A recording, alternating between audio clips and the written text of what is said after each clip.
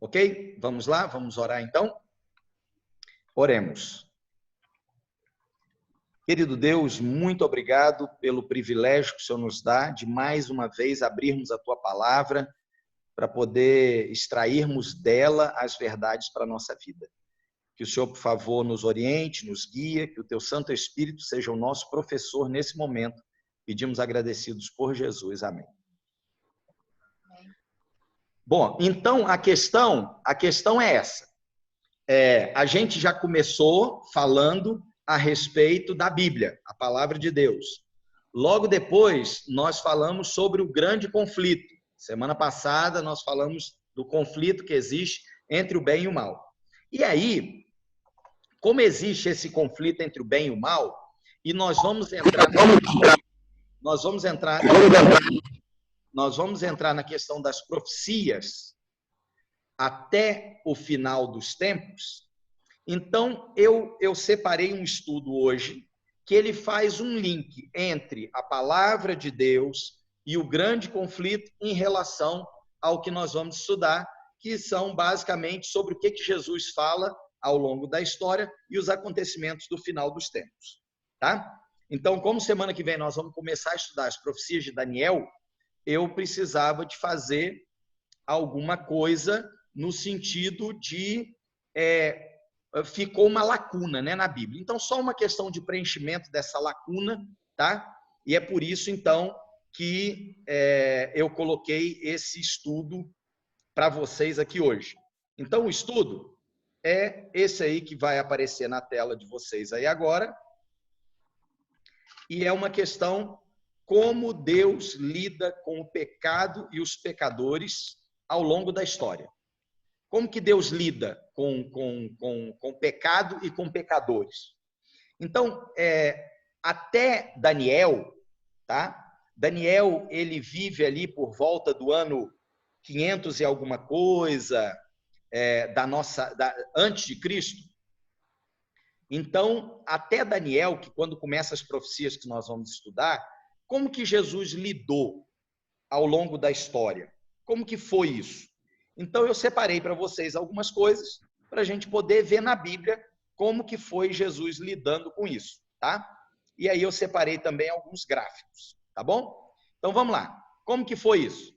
Ó, a primeira coisa que a gente precisa de ver é o que está lá em Amós 3:7. O profeta Amós, ele coloca uma verdade muito interessante, que diz assim, depois vocês podem conferir, viu, gente?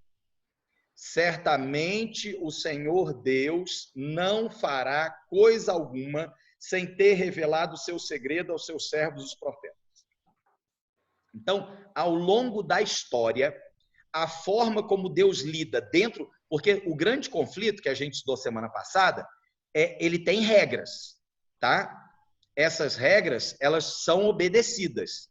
Deus obedece às regras que ele instituiu. Muitas vezes Satanás não quer obedecer, mas Deus impõe que as regras precisam ser obedecidas. Deus usando o livre-arbítrio, tá? Deixando a pessoa livre para poder servi-lo por amor, e Satanás vai na questão da imposição. E Deus, para ele poder, nós temos que servir a Deus, é que a gente falou lá no início, através da fé. Inclusive, aqueles que ficaram na conversa que a gente teve depois do estudo, vai ver que no final das contas a gente cai na fé. Porque sem fé, diz Hebreus 11, é impossível agradar a Deus. Precisamos de ter fé. Bom, mas mesmo assim, ele nos dá a base para nós apoiarmos a nossa fé. E ele, então, ao longo da história, ele não age sem que ele fale para as pessoas, sem que ele fale sobre o que ele está fazendo. Tá certo? Então, certamente, o Senhor Deus não fará coisa alguma sem antes ter revelado, não porque eu preciso do mouse, sem antes ter revelado aos seus servos, os profetas, para que os profetas revelem a nós a atitude de Deus, como Deus lida com o pecado e com os pecadores, que somos todos nós, ao longo da história. E uma forma que Deus lida é o que está em Apocalipse 3:20. Eu tinha na minha cabeça que era 2:20, na verdade é 3:20. Eis que estou à porta e bato. Se você abrir a porta, eu entro, tá?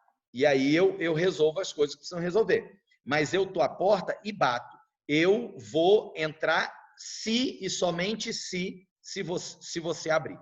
É uma condição para que Deus haja. Deus não manda o pé na porta, tá? Se em algum momento alguém quiser fazer uma pergunta, pode tirar o mute, desmutar, né? Vamos colocar assim o microfone, e pode chamar que eu dou oportunidade, tá bom? Se quiser anotar e deixar para o final, também pode, do jeito que vocês se sentirem mais confortáveis. Então, é isso aí. Então, Deus, ele explica e ele não faz nada sem que nós permitamos, tá? Eis que estou à porta e bato. Se você abrir a porta, eu entro. Se você não abrir, eu não entro. E ao longo da história, Deus age desse jeito. E a primeira coisa que ele deixou para nós, uma das primeiras coisas que ele mandou o recado para nós, é esse gráfico que está aí, ó. Esse gráfico eu gastei algumas horas fazendo. Ele tem duas linhas de pesquisa. Ele tem uma linha de pesquisa que é a Bíblia e tem uma outra linha de pesquisa que são os historiadores, a história. Então eu fui investigar algumas coisas para a gente poder ter uma ideia. Segundo o pensamento geológico, o planeta Terra é jovem, tá? O planeta Terra não tem bilhões, zilhões de anos, igual algumas pessoas querem colocar. E a Bíblia diz, pelo que a Bíblia comenta, o planeta Terra teria aí algo em torno de 6 mil anos, mais ou menos hoje em dia. Porque seria 2020 da nossa era, juntamente com o 2020 da nossa era, juntando isso aí, mais aproximadamente quase 4 mil anos, desde que Adão é expulso do Jardim do Éden. Então, olha só, Adão, ele depois do pecado, né? Adão foi formado por Deus, é o que a Bíblia diz, e aí ele teve Caim e Abel, nós vamos falar sobre isso aí já, tá? Mas aí, olha, a Bíblia diz que quando ele tinha 120 anos, ele gerou Sete. E aí Sete gerou Enos quando Sete tinha 105 anos. Então, quando Enos nasceu, estava no ano 225 da era. Cainã, que é filho de Enos, quando Enos tinha 90 anos, ele gerou Cainã. Quando Cainã tinha 70 anos, ele gerou Maalalel. Quando Maalalel tinha 65 anos, ele gerou Jered. Quando Jered tinha 162 anos, ele gerou Enoque. Quando Enoque tinha 65 anos, ele gerou Matusalém. E quando Matusalém tinha 187 anos, ele gerou Lameque. Por que eu fiz esse gráfico? Para você perceber que Deus lidou inicialmente na história com a palavra falada. A Bíblia não tinha sido nada escrito da Bíblia nesse momento. Por quê? Adão recebeu a promessa diretamente de Deus. Olha, fica tranquilo, eu vou esmagar a cabeça da serpente. Eu vou te devolver o paraíso perdido, ao Jardim do Éden. Eu vou te devolver o Jardim do Éden. E Adão passa isso, olha só, Adão morre com 930 anos, pouco antes de Noé nascer. Então, olha como é que são as coisas. Matusalém morre, eu coloquei aqui a morte de Matusalém. Matusalém morre no ano que o dilúvio cai. Matusalém não entrou na arca porque ele tinha acabado de morrer praticamente, tá? Então, e Matusalém foi, a Bíblia diz que ele viveu 969 anos, foi o homem que mais viveu sobre a terra. Então, Deus, ele deixou a palavra falada.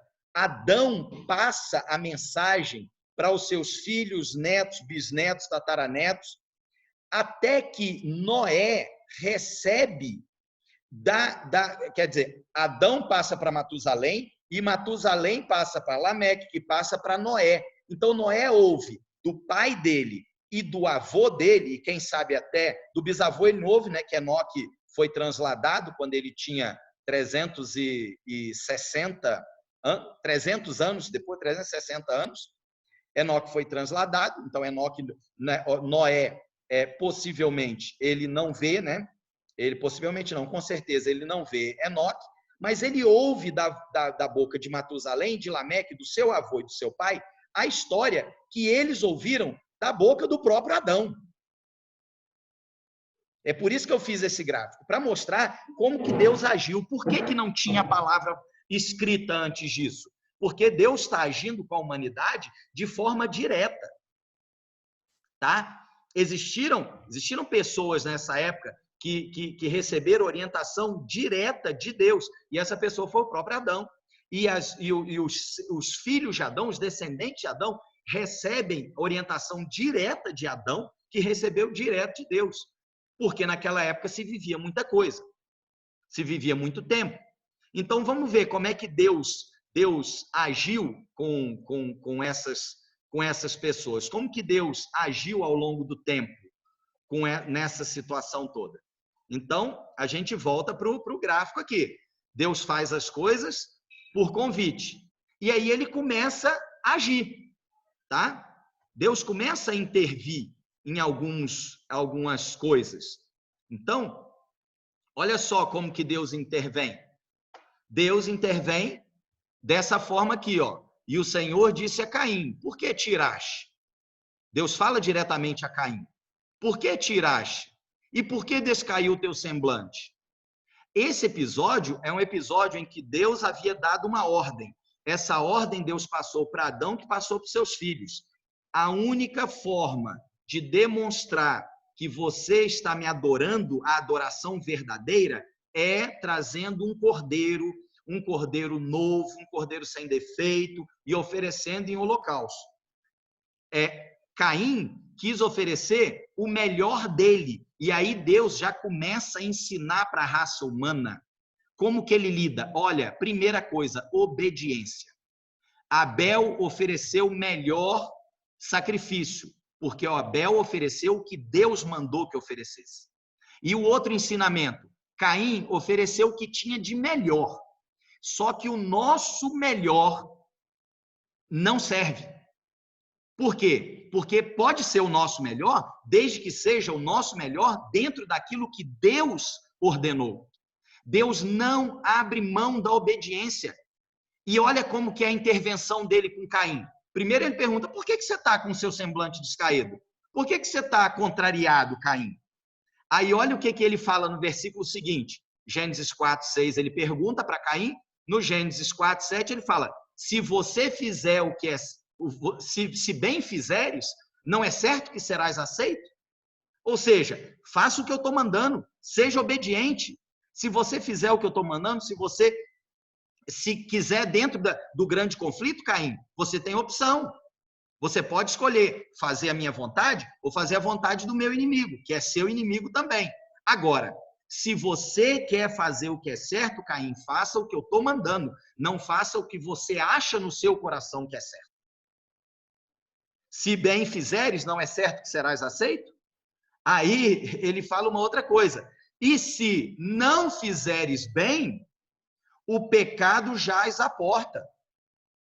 O pecado está aí. O inimigo de Deus, ele está aí para, se você não fizer o que Deus manda fazer, o que é certo, está aí, está à porta. E olha, quem tem que dominar esse desejo é você. Você deve dominar. Que desejo? O desejo de quem você vai servir. Jesus, o meu desejo é te servir. Ok, quer me servir? Sirva do meu jeito. Então Deus começa a lidar ao longo da história com o pecado e com o pecador, primeiro, com muito carinho. Olha só, a gente não faria dessa forma com quem erra. Às vezes, nós pais temos umas dificuldades com os nossos filhos, e quem aqui pai sabe que é desse jeito, que tem hora que o filho faz uma coisa tão errada e a gente se irrita tanto que a gente não consegue ensinar, apesar de amarmos os nossos filhos. Às vezes a gente levanta a voz, às vezes a gente fica um pouco mais bravo do que o normal. Por quê? Porque a gente fala: mas não é possível, menino, você não está vendo que você está fazendo a coisa errada? Mas Deus não. Deus vira e fala assim: Caim, por que você está triste? Por que você está com o semblante descaído? Se você fizer o que é certo, calma. Então Deus começa a lidar tanto com o pecado quanto com o pecador de uma forma muito incrível. Que ele fala o seguinte: como que Deus lida com o pecado? Não aceito o pecado. Tem que fazer o que eu estou falando que tem que fazer. Eu não aceito o pecado. Agora, e com o pecador? Filho, para que você está triste? Faz o que é certo. Você pode escolher, mas sobre ele deves dominar. A escolha é você. Eu te dei o livre-arbítrio para você escolher. E aí continua a história. E a gente vê que o ser humano continua complicando as coisas. Olha o que Gênesis 6:5 diz. E viu o Senhor que a maldade do homem se multiplicara sobre a terra, e que toda a imaginação dos pensamentos do seu coração era só má continuamente. Quer dizer, Deus percebe que, infelizmente, o ser humano ele está indo por um caminho ruim. Por que isso? Porque Deus não faria intervenções o tempo todo. Deus vai orientando, Deus vai falando. Mas aqui Deus precisava de demonstrar, e ele age, que ele não permitirá que o mal se estenda para sempre. Então, Deus, ele pega e ele faz a primeira grande intervenção no planeta Terra, é essa aqui, o dilúvio. Aproximadamente 1.600 anos depois do pecado, Deus precisa de intervir. Por quê? Porque ele precisava de mostrar para o ser humano que ele não iria permitir que o mal se perpetuasse e que o mal crescesse a ponto é lógico que ele é Deus, né? Isso não vai acontecer, mas é como se o mal chegasse numa situação em que corrompesse toda a raça humana. Então ele chama Noé, dá uma ordem para Noé. Noé era fiel. Durante 120 anos, Noé prega. E o detalhe importante de como Deus age na história da raça humana é que Deus coloca a situação, Deus coloca que vai ter problema, Deus avisa, lembra lá que a gente viu lá atrás, que Deus não faria nada sem antes avisar os seus servos os profetas? Deus avisa Noé, que é para avisar para o povo que ele iria destruir o planeta Terra com água. Noé prega durante 120 anos. E mais do que pregar, avisando, Deus oferece o meio da pessoa conseguir se livrar. É Deus, queridos, que oferece o meio da pessoa se livrar do problema. Não é eu não consigo resolver o problema. Aquelas pessoas que não entraram na arca, a arca era o meio de Deus das pessoas se salvarem. Teve gente que falou, não, pode deixar que eu me viro. Não teve um que ficou vivo. São pessoas que quiseram resolver o problema do pecado, o problema do mal que existia, com as próprias mãos. Deus ensinando os seres humanos. Ao longo da história, Deus vai intervindo, vai ensinando, ele vai falando, ele vai convidando, porque ele não pode permitir, em hipótese nenhuma, que o mal se perpetue, de maneira nenhuma. Isso é inaceitável. Isso é completamente inaceitável para Deus, que o mal se perpetue. Então, ele teve que tomar providência, ele teve que intervir. Ele faz a intervenção para resolver o problema, mas você acha que resolveu o problema? Se a gente voltar lá eu vou até voltar aqui vou voltar aqui no gráfico, porque aqui, entre o dilúvio e Abraão, tá? Eu acho que vocês estão vendo eu passar o mouse aqui, né? Não sei se está vendo, mas entre o dilúvio e a morte de Matusalém, foi no ano 1645 aproximadamente, até o chamado de Abraão, tem a Torre de Babel. Novamente o ser humano, Deus deu a válvula de escape, Deus demonstrou o amor dele, Deus demonstrou a insatisfação dele com o pecado, Deus demonstrou que isso era inaceitável e o ser humano permanece muitas vezes, assim, é difícil, nós somos difíceis, não vou falar de vocês, vou falar de mim, eu sou muito difícil, E Deus faz de tudo para tentar salvar. Ele virou e falou assim, já que não está dando certo, o povo continua rebelde, vou bagunçar a língua deles. Então, lá em Babel, Deus bagunça a língua para ver se consegue resolver um pouco o problema da dureza de coração do ser humano. Intervenção divina novamente. Deus intervém na Torre de Babel. Eu não coloquei aqui nenhum texto para vocês, porque senão ia ficar muito longo, tá? Mas está lá, vai lá e procura isso. Logo depois do dilúvio, tem a história da Torre de Babel. Você vai ver a história da rebeldia contra Deus, como as pessoas, como os seres humanos se tornam rebeldes contra Deus. E aí Deus, ele continua na atitude de buscar o homem, de explicar as coisas para o homem, e para aí ele toma uma outra atitude. Ele faz um convite a um homem fiel a ele, Abraão. E é o convite que nós temos aqui na tela. Ele vira e fala assim, Abraão, ora, o Senhor disse a Abraão, está lá em Gênesis no capítulo 11, viu gente? Lá em Gênesis no capítulo 11, de 1 a 3, está lá o convite que Deus fez.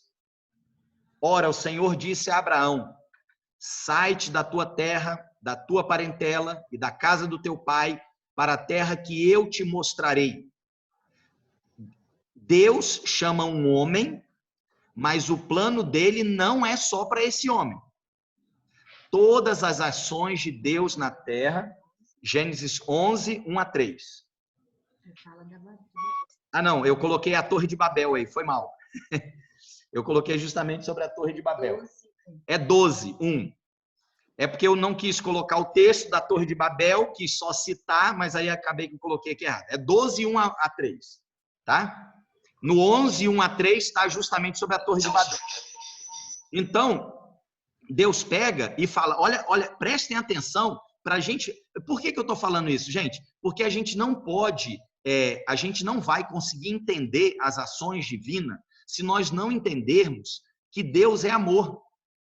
Ver como Deus cuida dos seus, como Deus intervém para tentar resolver o problema do mal, como o ser humano é continuamente... Lembra do texto de Gênesis que a gente acabou de ler? O ser humano era continuamente mal. Olha aqui, ó.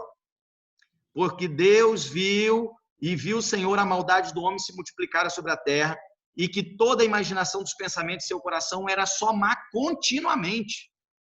E Deus não pode deixar o mal se perpetuar em hipótese nenhuma, porque senão ele está sendo maldoso comigo e com você, que quer o governo dele, que quer viver sobre a direção dele.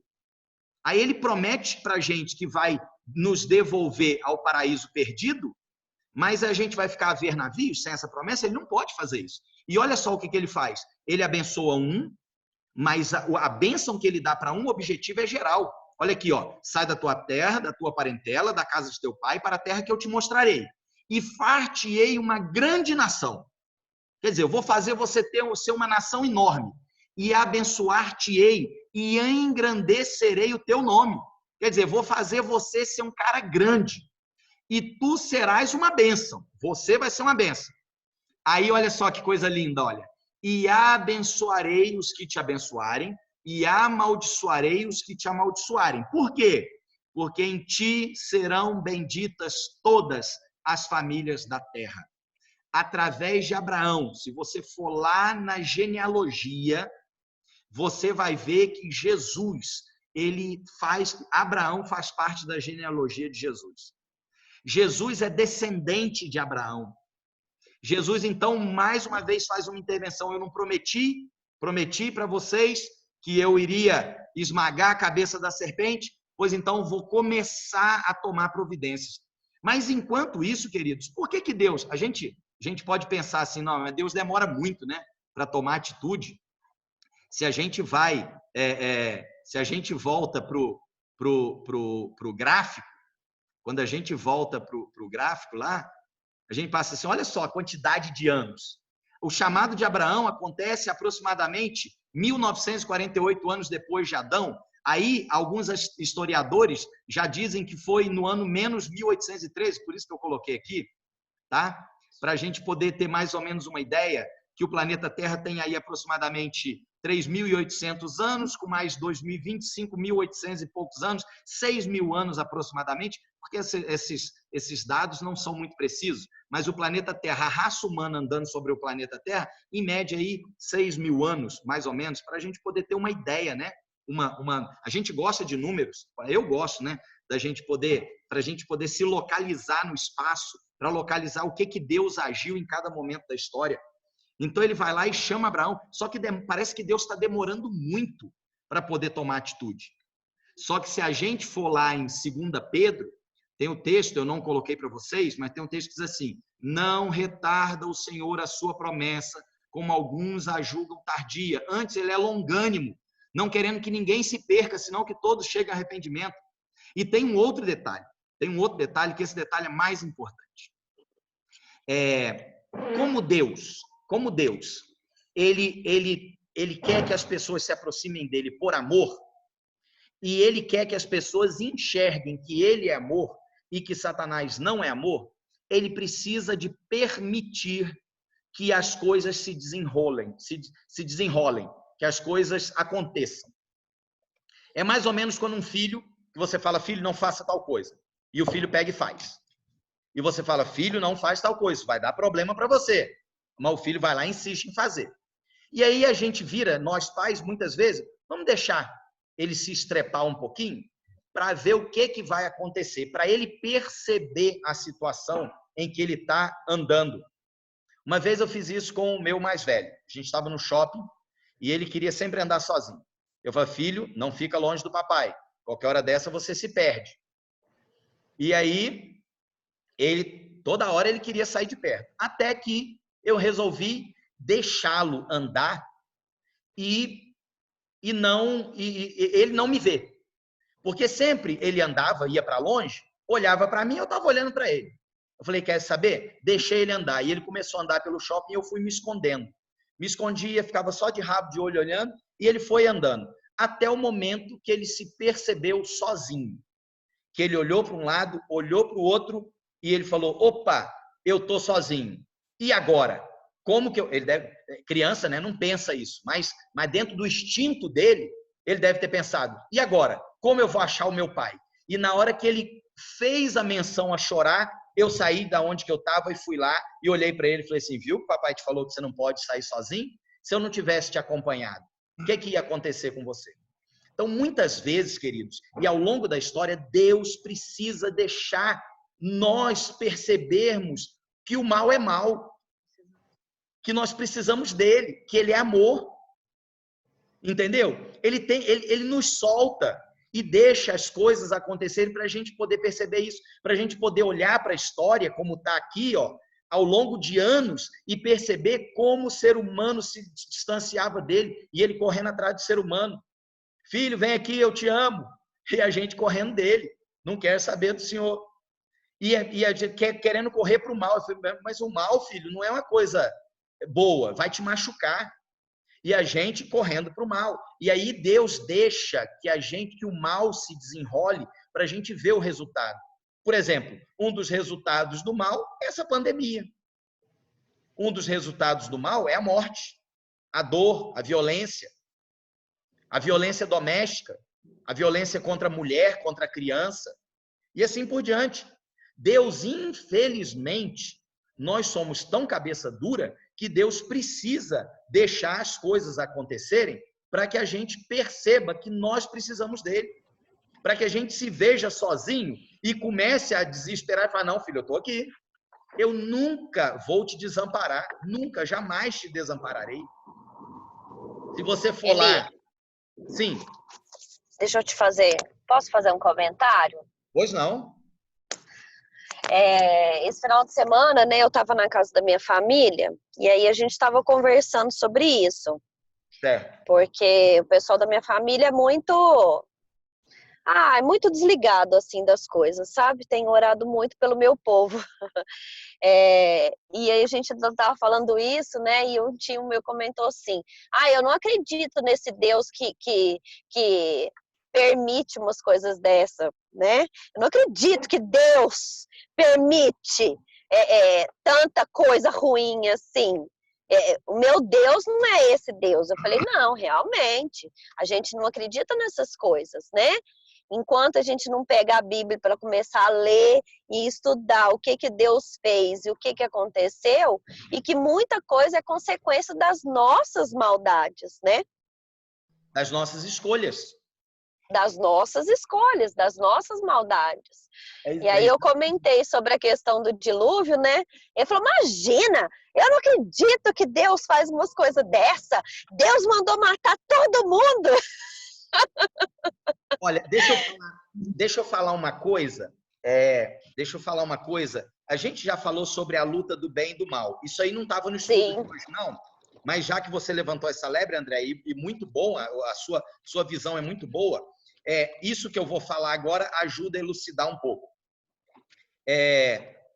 O pastor Rodrigo Silva, ele é um arqueólogo, pastor da minha igreja, e ele levantou uma lebre muito interessante, que é o seguinte, as coisas que a gente vivencia, a educação que a gente tem, tudo isso nos leva a enxergar como é Deus e como é o outro lado, certo? Sim. Deus deixa as coisas desenrolarem para que a gente enxergue isso também. Só que, infelizmente, hoje, nós temos uma visão dentro da... Hoje nós temos uma visão dentro da educação e dentro da forma de lidar com as coisas, que, por exemplo, se você pega para uma criança e você fala não para uma criança, você é repressor, você não é um pai amorável, você... Hoje em dia, se vinculou o não ao desamor. Se vinculou você quer fazer isso? Então faz com as próprias forças. Vou te dar um exemplo. Exemplo até pesado. A punição como sendo algo ruim. A gente colocou isso. Vou dar um exemplo para vocês. Alguns anos atrás, o Theo tem 15 anos, então tem 8 anos isso. Ele tinha 7 anos de idade. E ele não queria estudar. E a Jane virou e falou assim, você vai estudar? Ele falou, não quero estudar. Falou, mas e você vai ser o quê? Eu falei, não importa, eu vou ser qualquer coisa, eu vou ser lixeiro, eu vou ser qualquer coisa. Falei, você vai ser um fracassado? Eu vou ser um fracassado. E a Jane falou, não, eu não aceito. Eu não aceito. Não desmerecendo a profissão de lixeiro. Não desmerecendo a profissão de lixeiro. Mas assim, o fracassado, eu não aceito. Eu não aceito que você tenha essa atitude. O que eu falei para ele foi assim, você pode até ser um lixeiro, mas vai ser um lixeiro estudado.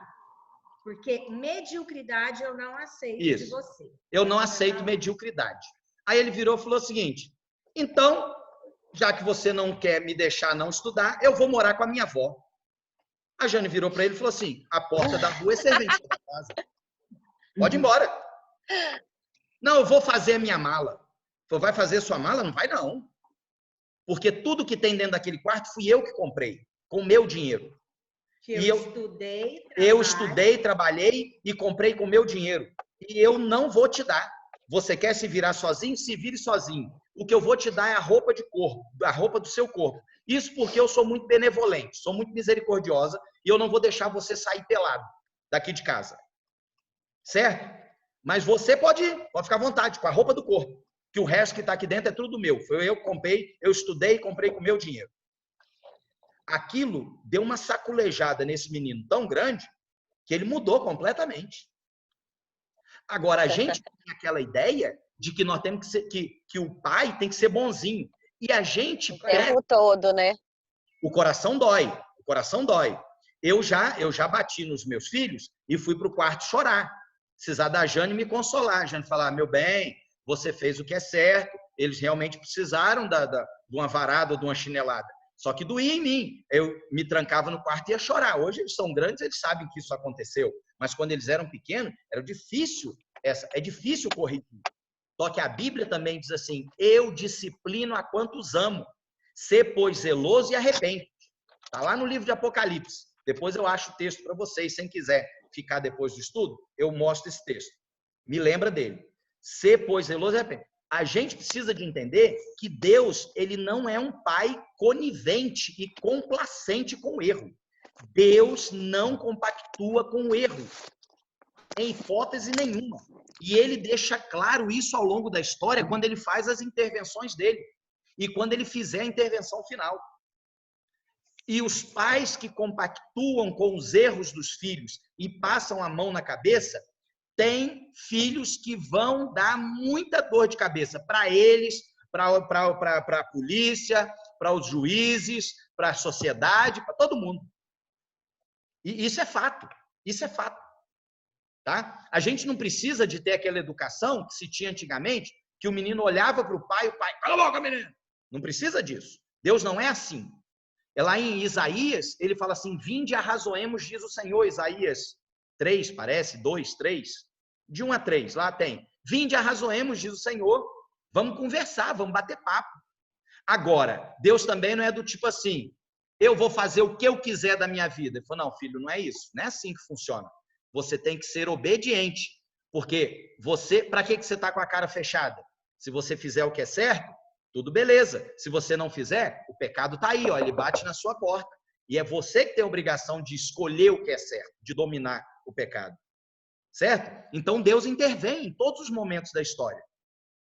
E quando ele convida Abraão, para Abraão ser pai de uma grande nação, para ele abençoar as famílias da terra, ele começa a colocar em prática esse plano aqui, ó. Deus começa a colocar em prática o plano lá do Gênesis. Porém, inimizade entre ti e a mulher, entre a tua descendência e o seu descendente, este ferirá a cabeça e tu lhe ferirás o calcanhar. A serpente iria ferir o calcanhar quando matasse o Filho de Deus, mas o Filho de Deus iria pisar na cabeça da serpente para extinguir a possibilidade da serpente ficar conosco como propriedade dele. Iria nos comprar com sangue. E foi exatamente o que ele fez. Quando ele morre na cruz do Calvário, ele faz o que o apóstolo Paulo escreve para os romanos. Mas Deus prova o seu próprio amor para conosco, em que Cristo morreu por nós, sendo nós ainda pecadores. Deus não nos salva no pecado. Ele nos salva do pecado. Ele quer que nós aceitemos a direção dele por todas as intervenções que ele fez no planeta Terra. Por tudo, ele quer que nós entendamos que ele fez isso por amor. Porque não existia uma forma, não, a gente viu no estudo, né, do grande conflito, não tinha outra forma de nós sermos salvos a não ser pela morte de Jesus. Jesus vira e fala o seguinte, tá bom, eu morro pelos meus filhos, porque é isso que me interessa. Morrer pelos meus filhos para que eles entendam o meu amor, para que eles entendam que eu quero que eles me sirvam por amor. E aí, olha só, a gente olha o gráfico e a gente consegue observar novamente mais intervenção divina. Agora Deus intervém com Isaac. A intervenção de Isaac, ela é dupla. A gente chama de Abraão o pai da fé, porque ele oferece o filho, o único filho, e para um pai isso é muito difícil, mas se Abraão é o pai da fé, Isaac é o filho da fé. Se você for na Bíblia e ver as datas, Abraão teve Isaac com 100 anos. E com 120 ele foi provado. Aí a pergunta é, quem tem mais força? Um velho de 100 anos ou um jovem de 20 anos? Abraão vira para o filho e fala assim, filho, Deus mandou te matar. Se Isaac não fosse um menino de fé, o que ele teria feito? Ó, pena para quem te quer. Nossa, meu pai ficou doido. Eu não aceito isso de jeito nenhum. Mas Isaac tinha fé em Deus. E quando Deus provou Abraão, e Deus gosta, viu, de fazer prova. Ele gosta de ser provado. Ele diz assim, fazei prova de mim, diz o Senhor. Deus gosta de ser provado, mas ele gosta de fazer prova também. Ele quer saber, se ele quer, muitas vezes, às vezes, advém alguma coisa a mim, e Deus permite, porque ele quer saber se eu o amo, porque ele só me dá coisa boa, ou se eu amo porque eu amo mesmo. E se você quiser saber isso, nós vamos lá, quando surge a palavra escrita com Moisés, quando surge a palavra escrita, a primeira história que é escrita é a história de Jó.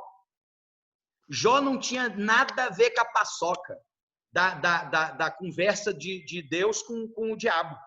Sobrou para ele. Por quê? Deus provou a Jó. Deus gosta de provar. Ele não importa que nós o provemos, dentro dos critérios bíblicos de respeito, de amor, de cuidado, mas nós podemos provar Deus sem problema nenhum. Agora, ele também gosta de provar. E ele prova Isaac e Abraão ao mesmo tempo, na mesma hora. Novamente, Deus intervém na raça humana para que a gente entenda.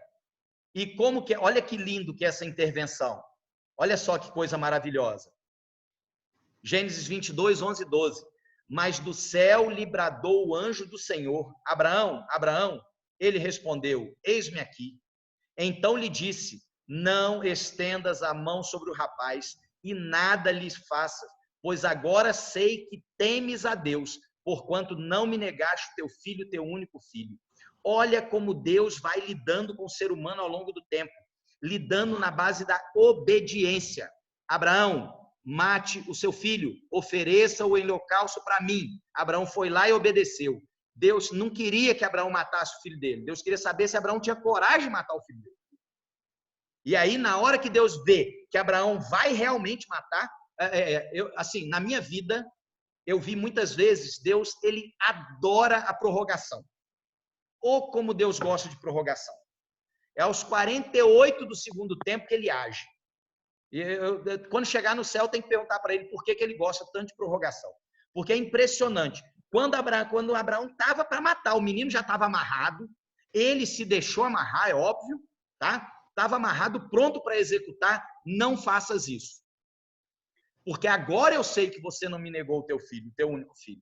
E é quando Deus intervém no mundo e quando Deus faz as coisas pela raça humana, ele quer que a gente entenda todos esses detalhes. A obediência, o amor dele, o cuidado dele, o amparo. Entendeu? E aí, Deus continua agindo para que ele consumasse o que ele havia prometido. Então, ele continua. Abraão, Isaac, Jacó. Abraão tem um filho apenas da promessa. Isaac tem 2.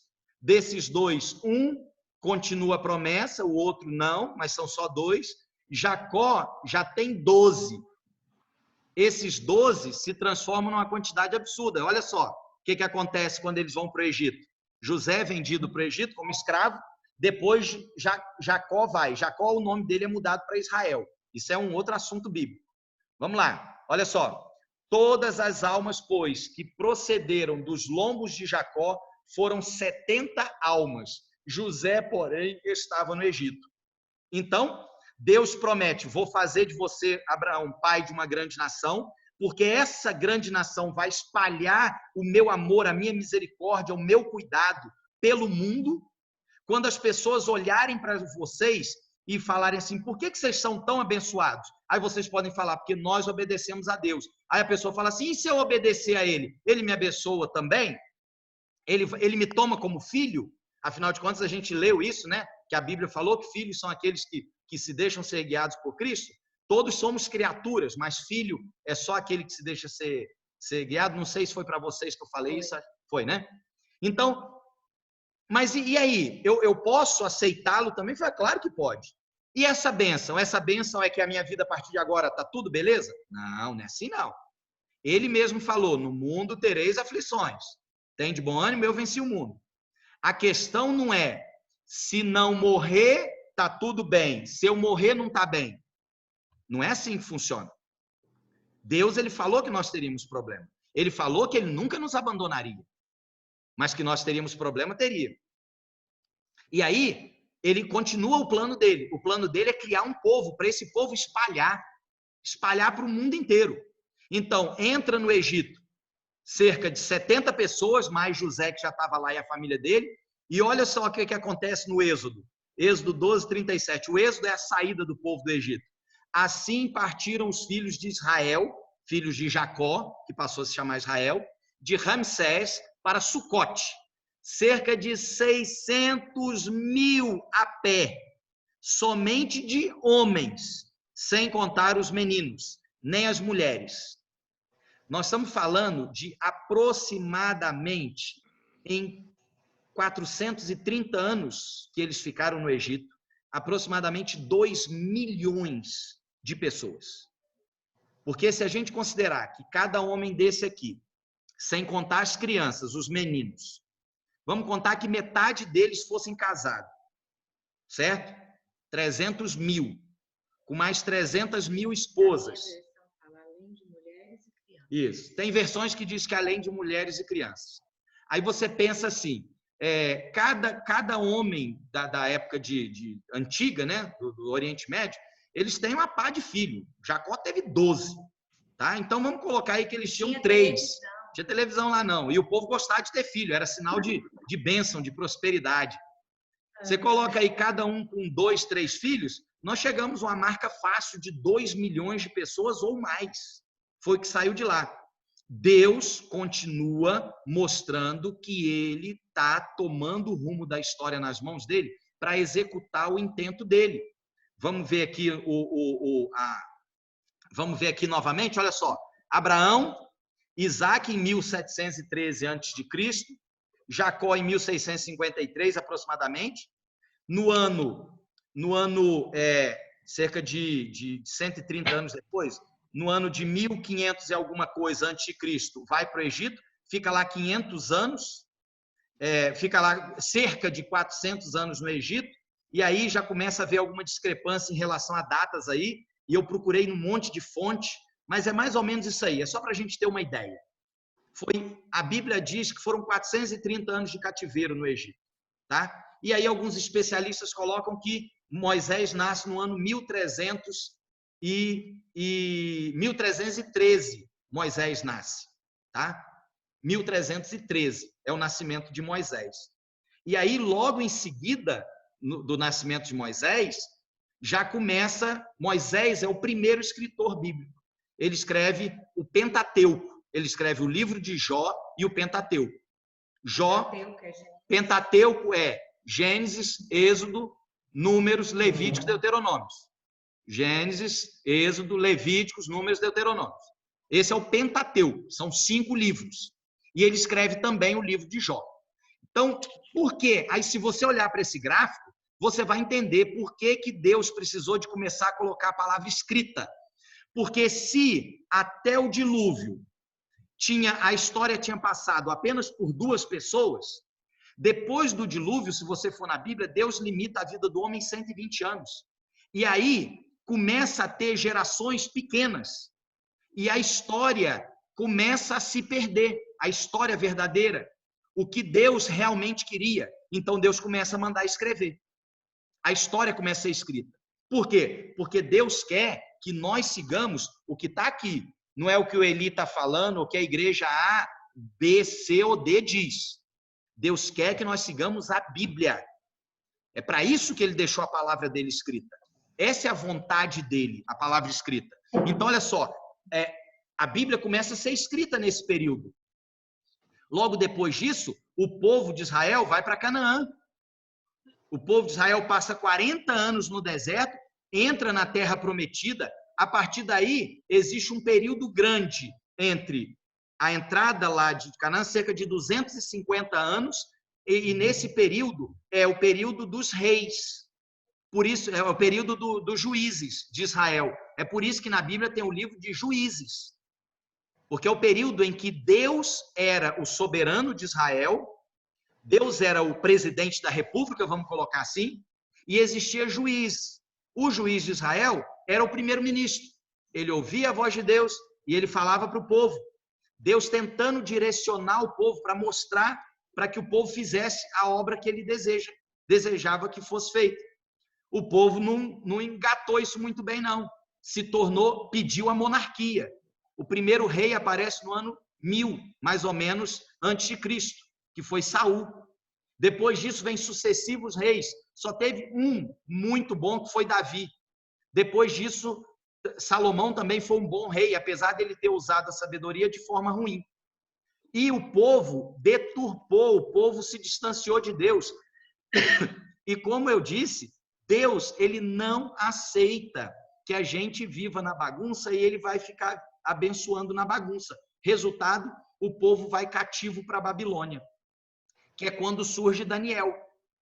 Daniel é um judeu, fiel servo de Deus. Olha só que engraçado. o povo de Israel recebeu o castigo, a punição divina.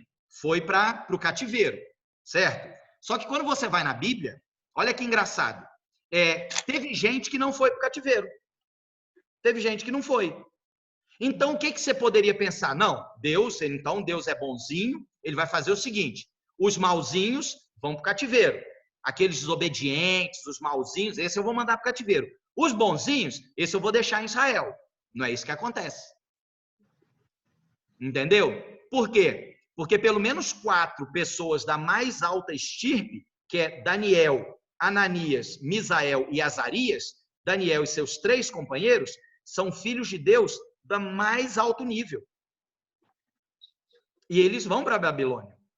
E lá em Babilônia, quando chega em Babilônia, Deus começa a revelar a história de Babilônia até os nossos dias e até mais do que os nossos dias, a partir de Babilônia, mais ou menos no ano 500 e pouco da nossa era.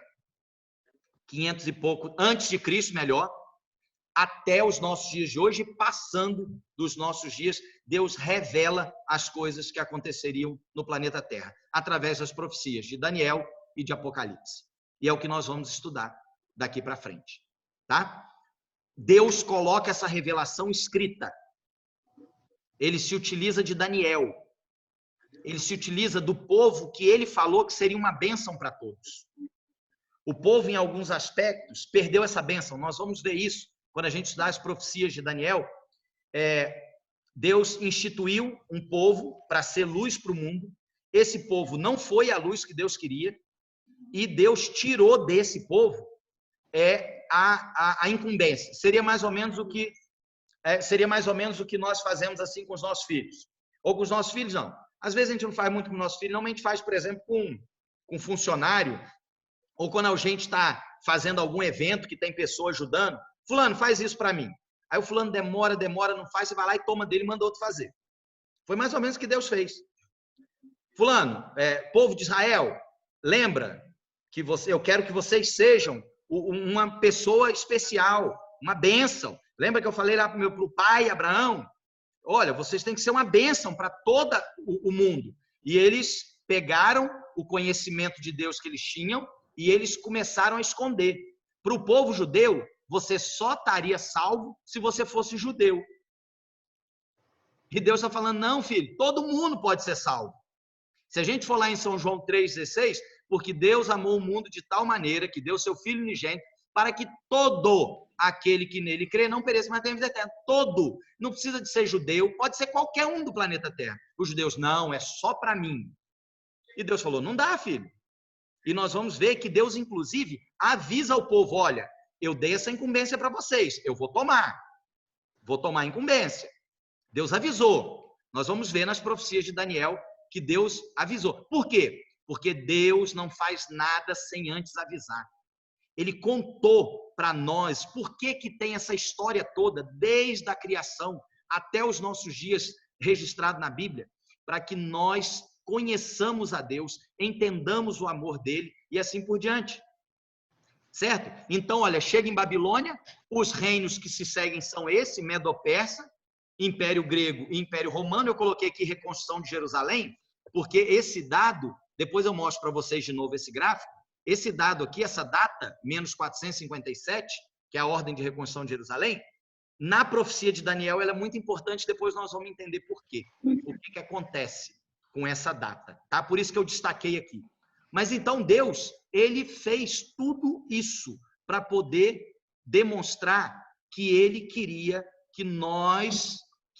que aquele povo fizesse a obra dele. Aquele povo não fez, ele convidou outras pessoas para poder fazer.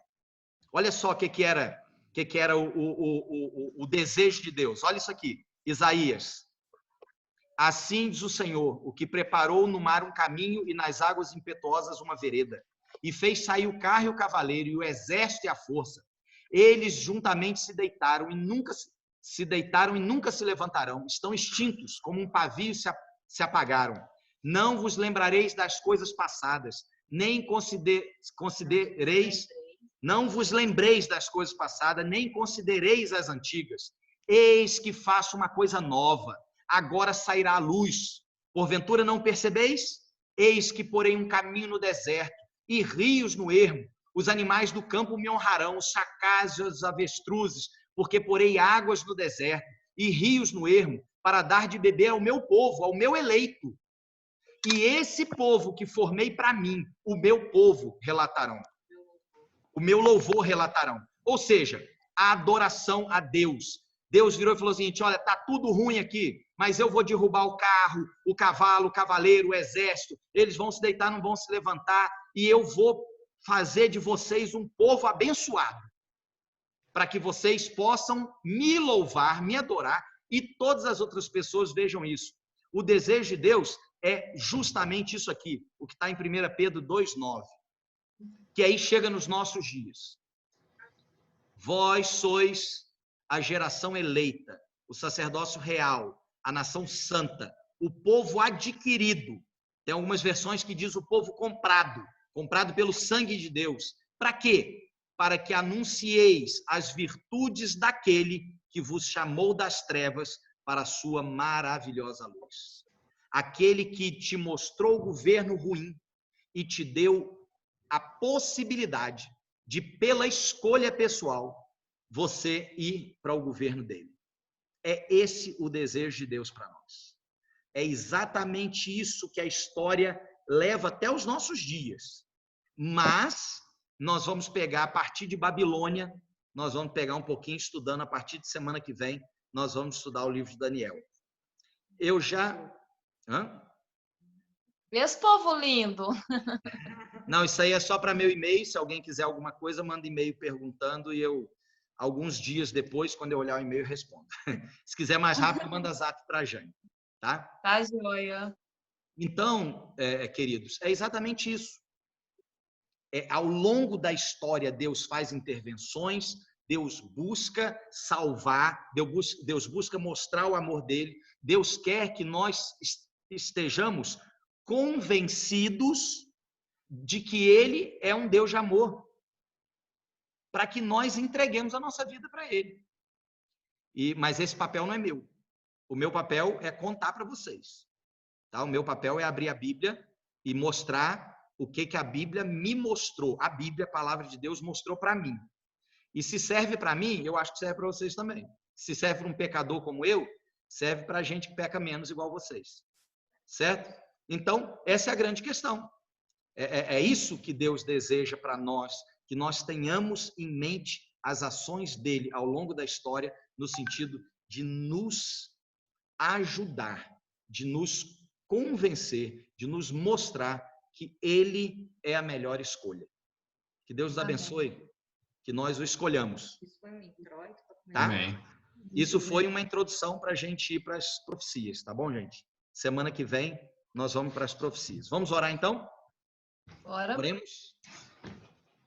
Querido Deus, muito obrigado pelo teu amor, obrigado porque a tua palavra ela é maravilhosa e quando a gente para estudar a tua palavra, existe inclusive nela datas, existe algumas coisas que a gente não entende muito, que é fulano gerou ciclano, e a gente às vezes não entende muito bem, mas o Senhor colocou isso lá na tua palavra para que nós entendêssemos o tempo, as ações do Senhor, como o Senhor corre atrás do ser humano, como o Senhor faz de tudo para salvar o ser humano.